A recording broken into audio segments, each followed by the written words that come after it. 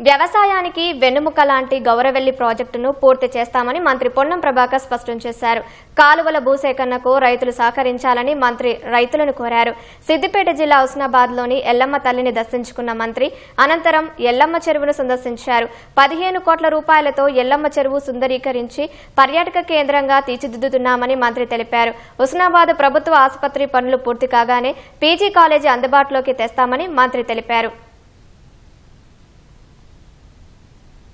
కప్పగుట్ట కానీ ఒక హరిత హోటల్ తేవడం ద్వారా కానీ చెరువును అన్ని రకాల అభివృద్ధి చేసి వాటర్ స్పోర్ట్స్ సంబంధించిన విధంగా కొంత డెవలప్మెంట్ చేయాలని ఆలోచనతో ఉన్నాం. తప్పకుండా ఎల్లమ్మ చెరువు ఒక చాలా హిస్టరీ కాకతీయుల కాలం నుంచి ఉంది కాబట్టి దాన్ని అన్ని రకాల అభివృద్ధి చేసే బాధ్యత రాదు. అదేవిధంగా అన్నిటికీ మళ్ళీ వెన్నెముక లాంటి రైతాంగానికి ఉపయోగపడే గౌరవెల్లి ప్రాజెక్టును కూడా పూర్తి చేసే విధంగా కార్యక్రమాలు కొనసాగుతూ ఉన్నాయి. దయచేసి అందరు రైతులు కూడా గౌరవెల్లి నిర్మాణ కాలువలకు సంబంధించిన సహకరించాలని కోరుతా ఉన్నాం. 1,000 మందికి లక్షల మందికి లాభం జరిగే అంశం కాడ కొంత 100 మందికి ఇబ్బంది కలిగిన భవిష్యత్ తరాన్ని భవిష్యత్ రైతాంగాన్ని దృష్టి పెట్టుకుని సహకరించమని విజ్ఞప్తి చేస్తున్నాం.